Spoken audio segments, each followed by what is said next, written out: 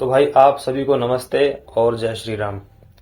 आज की इस वीडियो में मैं आपको राम मूर्ति पहलवान जी के बारे में बताऊंगा कि वो राम मूर्ति पहलवान कैसे बने, कैसे उनका नाम इतना वर्ल्ड फेमस हुआ और कैसे उनके अंदर इतनी ताकत आ गई कि वो एक हाथी को अपनी छाती के ऊपर खड़ा करके रोक लेते थे। तो राम मूर्ति को बचपन में राम मूर्ति पहलवान जी को, उनका पूरा नाम वैसे तो प्रोफेसर राम मूर्ति पहल जी था, प्रोफेसर राममूर्ति नायडू, ये उनका पूरा नाम है। और बचपन में उनको, जब वो 5 साल की उम्र के थे, तो उनको श्वास का रोग हो गया था, मतलब दमे की प्रॉब्लम हो गई थी, जिस वजह से उनको काफी दिक्कतें हो रही थी। तो उन्होंने बचपन में फिर व्यायाम करना पहले चालू किया। जब उन्होंने व्यायाम करना चालू किया तो धीरे धीरे करके उनका वो जो रोग था, श्वास का, दमे का रोग, वो ठीक हो गया। फिर वो आगे प्रोग्रेस करते गए और बहुत से विदेशी व्यायाम जो होते हैं या कई तरीके की पहले जो पद्धति होती है अपनी अखाड़े की, उस तरीके से उन्होंने व्यायाम किया, पूरा सब कुछ करके देखा। लेकिन वो जिस बल को प्राप्त करना चाहते थे वो नहीं प्राप्त कर पा रहे थे। वो चाहते थे कि इतने बलशाली बन जाए कि मतलब कोई उनसे ज्यादा बलशाली पूरे उनके आसपास कोई होना। तो यही सोचते सोचते उन्होंने फिर एक ऐसी पद्धति निकाली जिसमें उन्होंने प्राणायाम को और व्यायाम को मिक्स करके एक बना दिया। उसी को उन्होंने बनाया अपनी राम मूर्ति दंड। राम मूर्ति दंड में, जो मैंने आपको एक वीडियो में बताया था, जिसमें पूरा ऊपर जाते हैं फिर वहीं से वापस आते हैं श्वास को रोक करके कुंभक के साथ, तो प्राणायाम के साथ व्यायाम, उन्होंने जब इसको मिक्स करके और इस दंड को जब उन्होंने अभ्यास में डेली करते गए तो उनको एक इतना ज्यादा बल अपने अंदर प्राप्त हुआ कि लोहे की चैनें अपने छाती पे बांध के लोहे की चैन तोड़ना और हाथी को अपने छाती पे रोकना, या फिर जो मोटर की गाड़ियां होती हैं, 2 मोटर की बग्गियां, उनको अपने हाथों से रोक लेना। तो ये सब चीजें उन्होंने अपने इसी जो अभ्यास था उसी के बलबूते पे किया। तो कहाँ से उनको शिक्षा मिली? तो उन्होंने जगह जगह, बहुत सी जगह उन्होंने खोज की। उन्होंने सोचा कि पहले के लोग किस तरीके से व्यायाम करते रहे होंगे कि वो इतने ताकतवर होते थे, भीम, अर्जुन और भी जो अपने योद्धा हैं, महाराणा प्रताप से लेकर के, ये सब इतने बलशाली कैसे हुआ करते थे, वो कैसा व्यायाम करते थे कि वो इतने ज्यादा ताकतवर हो जाते थे। वैसे तो बहुत सी चीजें इस वीडियो में बता दूंगा, लेकिन फिर भी कुछ रह जाएगा तो अलग से बताऊंगा। तो बेसिक मैंने आपको ये बताया। तो अब मैं आपको उनकी दिनचर्या बताता हूँ। सुबह वो पहले सुबह उठते थे, उठ करके 3 बजे से लेकर के सुबह सुबह के 5-6 बजे तक प्राणायाम, पूरे 2 से 3 घंटे प्राणायाम करते थे। मतलब प्राणायाम कपालभाति अनुलोम विलोम वाला नहीं, थोड़ा दूसरा प्राणायाम, जैसे कुंभक प्राणायाम होते हैं, अभ्यंतर बाह्य कुंभक प्राणायाम होते हैं, ये प्राणायाम करते थे। ये प्राणायाम करने के बाद फिर वो जाते थे और रास्ते 1 किलोमीटर तक पैदल चलते थे, थोड़ा रनिंग करते हुए जाते थे। और वहां पर एक कोई फौजी हुआ करता था, उनके साथ वो कुश्ती किया करते थे, कुश्ती के अभ्यास। फिर उसके बाद वो अपने अखाड़े में जाते थे, वहां पर अपने पद्धति जो उनकी होती है राममूर्ति दंड की, उसी से दंड और उसी से राममूर्ति बैठक भी एक है, दोनों ही उन्हीं के द्वारा बनाई गई है। तो उसी से उन्होंने बनाया इसको।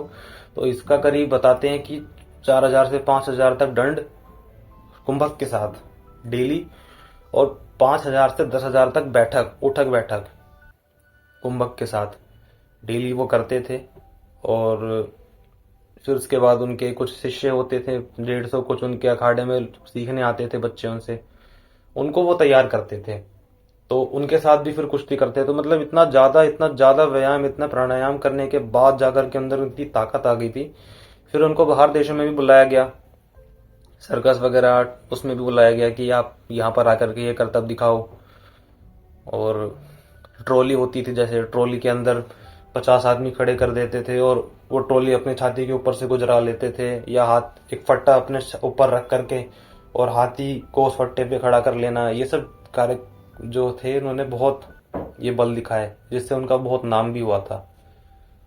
और काफी विदेशी पहलवानों से भी वो लड़े।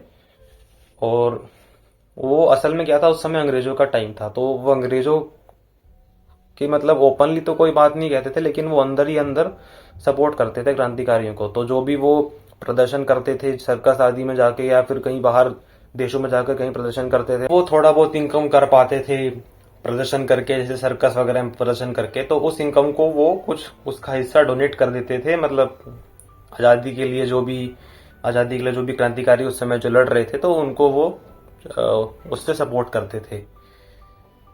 तो इस तरीके के व्यक्ति थे वो। और आज तक कोई भी उनके जितना बलवान तो शायद ही हो पाएगा, क्योंकि आप खुद देखो ना कि भाई जो इंसान है वो अपने छाती के ऊपर हाथी को खड़ा कर सकता है, तो सोचो कितनी ज्यादा ताकत होगी उनके अंदर। सांस भर के 5 मिनट तक अपने छाती के ऊपर हाथी को खड़ा रखना, तो ये कोई आम बात तो है नहीं, हर कोई तो कर नहीं पाते इन सब चीजों को। तो भाई आप लोग भी इनसे कुछ सीखो, कुछ प्रेरणा लेकर के इनसे थोड़ा व्यायाम करना चालू करो। राममूर्ति दंड मैंने बता रखी है वीडियो में, चाहोगे तो मैं और डिटेल वीडियो बना दूंगा कि पूरा डिटेल में एक एक चीज उसके अंदर बता दूंगा। राममूर्ति बैठक भी है, वो भी बता दूंगा। तो थोड़ा सा रुचि आपके अंदर जग रही होगी कि हमें भी करना है, हमें भी इतना ताकतवर बनना है, तो आपको भी करना पड़ेगा। शुरू करो जो दंड है, चाहे राममूर्ति दंड ना शुरू करके सिंपल दंड हो ना। देखो कुंभक ना किसी भी एक्सरसाइज में, किसी भी व्यायाम में जब कुंभक को इंक्लूड किया जाता है, कुंभक को साथ मिला करके किया जाता है ना, कुंभक का मतलब होता है सांस को रोकना बस। चाहे आप नॉर्मल पुशअप भी अगर कुंभक के साथ कर रहे हो ना, तो भी आपको उसका वो बेनिफिट मिलेगा, क्योंकि पूरा बल लगता है ना, पूरा अंदर सांस भरी है, फिर पूरा जब जोर लगाते हैं तो पूरा बल लगता है। तो इसको आप इंक्लूड करो अपने उसमें। और कई लोग ये भी कहते हैं कि भाई गामा पहलवान एक थे, वो गामा पहलवान तो उनसे भी ताकतवर थे। नहीं भाई, गामा पहलवान मांस मतलब मीट वगैरह, मांस, ये सब चीजें ज्यादा खाते थे। और जो राममूर्ति पहलवान है बिल्कुल शुद्ध अपना देसी खाना खाते थे। दूध, गाय का दूध और रोटी, घी, यही सब चीजों का वो यूज करते थे। वो कभी मांस वगैरह ये सब तो खाया नहीं उन्होंने, और बिना ये सब कुछ खाए उनके अंदर इतनी बढ़िया, इतनी अच्छी स्ट्रेंथ थी। तो यही चीज मेरे को बतानी थी आपको। तो इनको आप इस तरीके की जो मेथड मैंने बताया, जिस तरीके से उन्होंने करके अपने आप को इतना बलशाली बनाया, उसको इंक्लूड करो। और वो मरे कैसे थे भाई, इसका पूरा पूरा तो प्रमाण मिलता नहीं कि कैसे क्या हुआ, लेकिन जहां तक बात है, सूचना मतलब जैसा कि पता है मेरे को, तो बताया जाता है कि अंग्रेजों के समय में ही वो जब प्रदर्शन कर रहे थे एक बार, तो अंग्रेजों ने ही कुछ चालाकी से उनको मरवाया था। कुछ जैसे वो प्रदर्शन जब करते थे तो फट्टा जो अपने ऊपर रखते थे, उस फट्टे में कुछ कील अंदर लगा करके और फट्टे को ऐसा बना दिया था कि फट्टा पैर रखते ही टूट जाए। हाथी का पैर रखते ही मतलब टूट जाए। तो जैसे ही हाथी ने उस पर पैर रखा तो वो फत्ता टूट गया, और कीले वगैरह थी उसमें, वो अंदर धंस गई, जिस वजह से वो उसको उस टाइम नहीं झेल पाए होंगे। क्योंकि एक हाथी जब चढ़ गया तो एकदम से तो हटेगा नहीं, वो पैर उठा करके रखेगा, उतनी देर में तो धंस चुका होगा ना अंदर। तो इस तरीके से उनको धोखे से मरवाया था। क्योंकि देखो एक बात ये भी है कि ताकतवर लोगों को कभी भी कोई सामने से नहीं मार पाता है, हमेशा हमेशा पीठ पीछे ही वार करना पड़ता है। तो धोखे से या किसी तरीके से ही मरवाना पड़ेगा। तो यही बात थी, उनकी ताकत ही इतनी थी। करीब बताते ये भी है कि करीब उनका 100 किलो वजन हो गया था 18 साल की उम्र में, और 6 फीट हाइट। और धक्का मारते थे पेड़ पे, तो नारियल के पेड़ पे धक्का मारते थे पूरी जान लगा के, तो नारियल के पेड़ से सब नारियल नीचे गिर जाते थे। तो इतनी जान उनके अंदर थी, एकदम शरीर मोटा तगड़ा था। और कई बार भैंसों से भी उनको लड़वाया गया, जो झोटे होते हैं ना, जैसे सांड वगैरह होते हैं, तो अंग्रेज क्या करते थे, खुले जंगली सांड वगैरह उनके पास छोड़ देते थे, उनके अखाड़े में। तो राममूर्ति जी उनको भी हरा दिया करते थे, सांड से भी लड़ जाते थे और उनको भी उठा के पटक देते थे। तो इतनी ताकत जिसमें थी उनके, तो फिर क्या ही कहने। तो मैंने भी इनकी पद्धति से व्यायाम किया है, इनके तरीके से। और उन्होंने ये भी है कि तरीका, उन्होंने कहा कि ये मेरा खुद का कोई तरीका नहीं है, इसी पद्धति से हमारे जो पूर्वज रहे थे वो भी व्यायाम करते थे। लेकिन उन्होंने इस चीज को दोबारा से आगे बढ़ा दिया है। आज भी बहुत लोग करते हैं, लेकिन मोस्टली जो लोग हैं वो वही खूब तेजी से व्यायाम करना, जिम वगैरह वाला व्यायाम। मैं भी सब करता हूँ, मैंने ऐसा तो नहीं कहूंगा कि मैं नहीं करता, मैं भी करता हूँ, क्योंकि जो करंट आसपास चल रहा है वो तो करना पड़ेगा, तो वो भी करता हूँ। लेकिन साथ में राममूर्ति जी का व्यायाम भी मैं करता हूँ। राममूर्ति दंड और राममूर्ति बैठक तो भी नहीं कर रहा, लेकिन राममूर्ति दंड में अपना करता हूँ।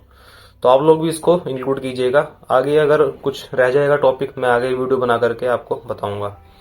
ठीक है भाई, सभी को राम राम, नमस्ते।